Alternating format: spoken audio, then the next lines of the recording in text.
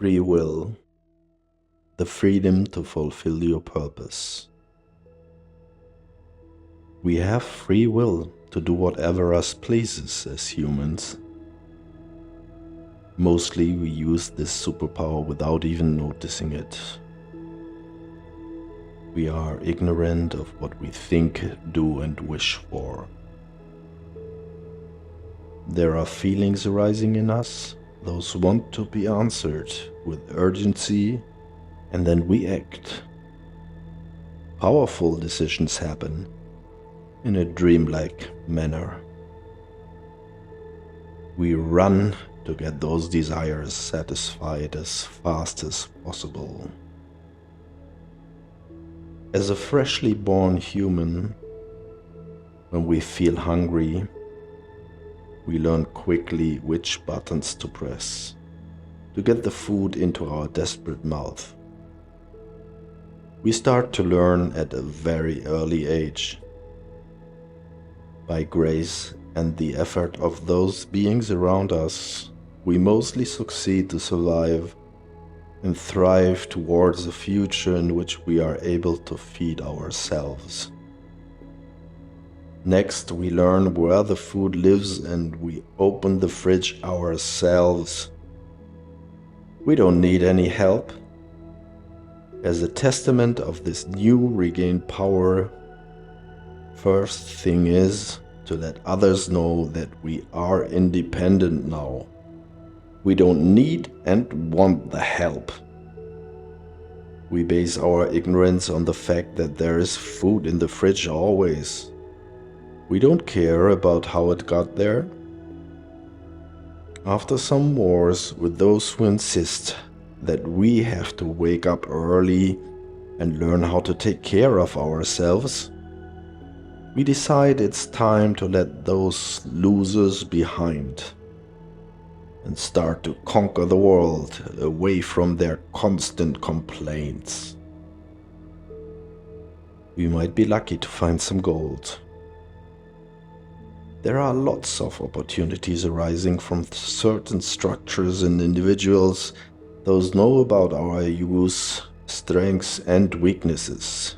Those can easily be exploited. We are received with open arms and are offered signs. Those show us a road to a promised land.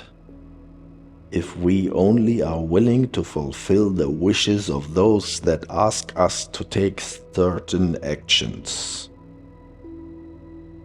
We are promised to be happy and generously gifted with worldly rewards. The fridge is always full. There are some very sweet or spicy snacks, and those leave us with even more desires to more, and even sweeter or more spicy goodies to look forward to. The material world has endless goals lined up to fill this void in our stomach, which in essence is just a feeling of not being satisfied right now. Food isn't enough. All things material contain the promise of making us happy. Not now, but most probably when we reached this material achievement, then we are promised we will be delighted in a sensory western, higher, more. We fantasize. We see ourselves in the future touching, smelling, tasting, seeing or hearing what we are longing for. The promised good feeling when that could happen is something that we are ready to give all of our power away for. Sometimes we have experiences in life where we feel without desires, where we feel fulfilled, happy and satisfied. Experiences we can't keep and hold. We can't stop the time in this human form in a material world that is dominated by the law of nature, which is nothing else than a continuous change. So we think this other goal provides even more of the same. It is the natural law of impermanence that acts like a sword that cuts away these feelings of love and bliss. We cannot grip them.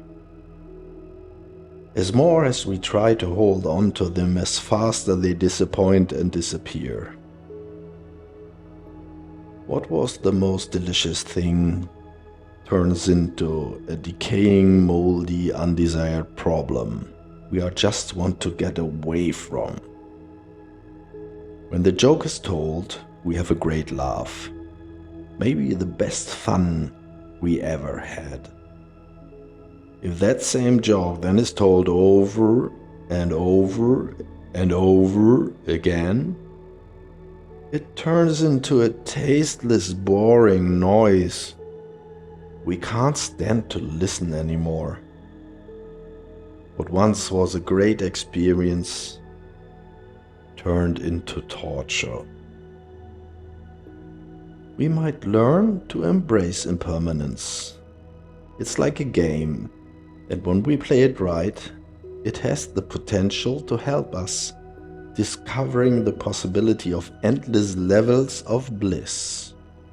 Impermanence is our savior when bad stuff happens.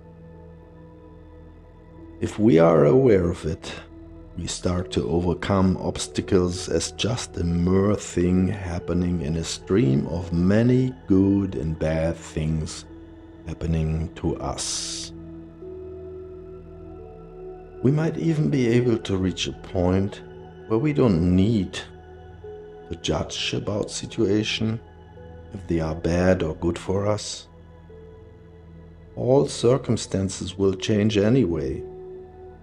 We might decide to celebrate the good times and embrace the challenges as opportunities to create even more bliss out of dissolving the unwanted. It is our birthright as the creators of our reality that enables us to turn the unwanted into the most fulfilling version of what we would like to happen. The instinct of the infant in a very early age is reaching for life without sight and complete innocence into the unknown to find a nurturing environment that lets it grow into the adult that is waking up from ignorance step by step into a being that creates deliberately whatever it wants. But how does a person know what it wants? The desires arising are perceived and influenced by external events like education, tradition, social keys, and commercial attacks through advertising. Those desires influence profoundly the kind of free will that is created out of that. We have the stimulus of the external world that surrounds us as a promise that will never be fulfilled by material means. Sorry for the bad news, but the recommendation is to give up on this idea to have material bliss. The promise of fulfillment is a charade that only works if the goal is never reached. It's when the most successful person finds out about it, when it has arrived at the complete material possession of all that stuff. There is no freedom, no happiness, no peace, no fulfillment. And one can only really know that when one reaches this nearly impossible height of success. The promise tasted better because it lived in our mental construction of something ideal. Once it manifests in our daily life, it gets boring pretty quick. Mostly, people start to tweak the experience to improve the experience one more time. They can't believe this feeling of not enough. The regret, the continuous frustration about life. They sell the Ferrari or just buy another car called Bugatti or Porsche. If it takes some time to do that, great. It holds up the illusion of a better point to reach in the future. But you might argue, no, you're wrong. It felt wonderful when I bought my first Game Boy.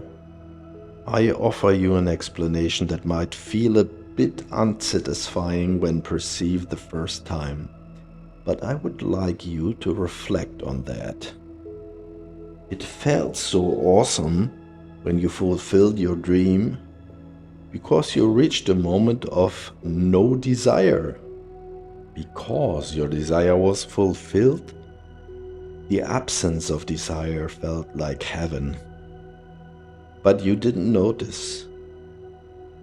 You attached that feeling onto the object. You pushed the experience outside of your real self into the material world. You ignored the obvious that it was actually the feeling inside that felt so good, not the reality of the object in your hand. The impermanence of the object bites you quite quickly. In some cases, people start to regret the purchase only a few days after the event. Now they missed the money they spent.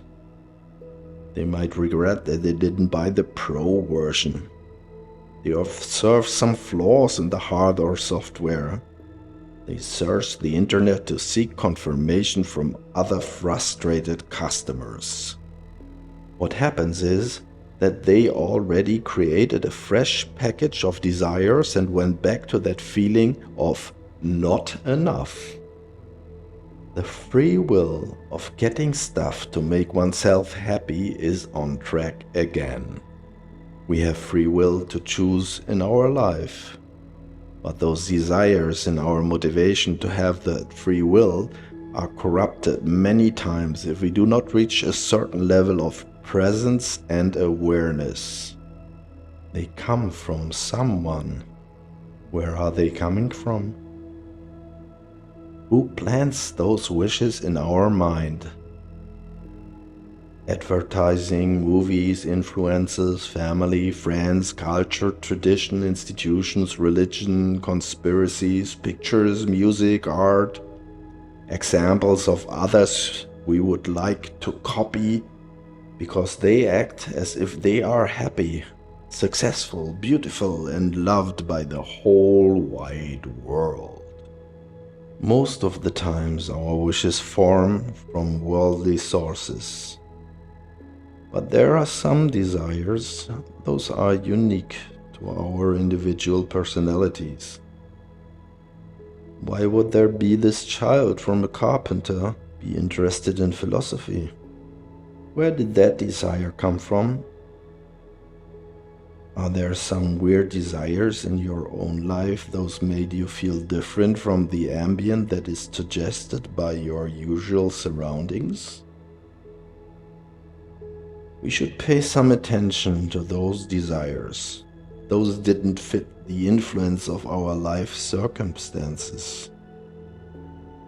Desires those feel like a heightened interest or curiosity. Especially if it is not triggered by your friends and family. There might be something hidden in those interests related to your real purpose in life. It might be something that gives you a nudge into the right direction. Maybe just an urge that provokes you to change location. Then over there, in that other place, you find the really exciting stuff. Excitement and passion, many times, is an important indicator that you are fulfilling your purpose. Anyone's real purpose and birthright is to find bliss in life. Bliss is hidden behind the veil of ignorance. It's knowledge that might set us free. We cannot force knowledge. Our first knowledge is the recognition that we have a feeling that something is missing. So there are different kinds of knowledge. Knowing that something is missing is not the same as knowing how to find what's missing. Maybe not every human has the opportunity to awake from ignorance. Some might need a couple more lifetimes to be able to grasp what is needed. Be grateful when you have this option. It's a very rare occasion. Make your human form on this planet a worthwhile adventure into better understanding of your real true nature. Start your journey into a deeper understanding of who you really are right now. Ask yourself, who am I? And remember, there can come up some urges, those feel good and are triggered by intuition, that it would be fun to explore stuff. Pay attention. This could be your higher self speaking to you. Ask around, read some books. There are many examples of fellow humans, those found happiness and fulfillment while following their dreams. This is a real thing. But how can one connect with this higher self that whispers those good desires into our perceptions? It's very easy. Just relax and be open for the following suggestion. Even when your superiors told you that this is a waste of time and the worst you could probably do to make anything happen. Daydream, be mindful, meditate, sleep, or just sit or even lie down somewhere and lose focus. It's in the blurry mind where there is some space created to let the good stuff come into your thinking. Let go of the persecution of reaching your daily goals. Let go of the hamster wheel, let go of the stressful discipline to push yourself over the limit. It's in the space you allow where you create room for the unexpected that might make you happy. If you are always attached to your daily promise of suffering the most to make it happen, you are missing the good stuff. Make up some chances to get inspired by unfocusing your attention. When navigating the ocean of life, use your compass. Follow the bliss. It is a strong indicator that you actually are on the right path, in alignment with your life's purpose. Only when we as a whole spirit in our human form align with our higher self is when we are in synchronicity with our real purpose. We are never separated from our real true nature. Only when we are in peace and related to our purpose in life is when we can have this feeling of bliss expanding in our experience. Everything else is a distraction, is friction, a waste of our energies, frustration, and sometimes to the extreme of violence and war with others or ourselves. We provoke suffering and make unnecessary detours. Those lead us eventually to the same destination. Do not worry. You will find enlightenment and bliss. It is a natural given process that ultimately is not avoidable, so you can relax. It is even beneficial if you relax into it, because when you let go of insisting, is when you create a greater possibility of this process to fulfill itself. If you press hard and have high expectations, you might just give some slack to your ego, which is happy to distract you from making the most effective decisions. Your best chance to make some useful improvements in your life would be guided by the space that you create around your free will. The really good free will is happening when your desires are guided by a hunger for knowledge about your real nature, your true self. when you strive to dissolve your ego and eventually your whole human form in devotion to your higher self, when you have complete detachment from all worldly material desires, when you discover that you are not a human, that is an individual with a separate life, with separate beliefs and with the right to be right. You are the one. You are part of everything. You are that. Who am I? You are already that. What you are looking for is already inside and outside of you. But that you have to know. Don't just believe it because I told you so.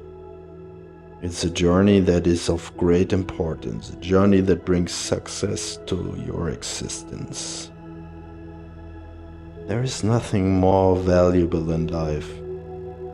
So be joyful that you chose to investigate further into this matter. You are enabled to do so. Make something out of it. Execute your free will. Choose knowledge, consciousness, and keep going. There is bliss waiting for you. It's your free will.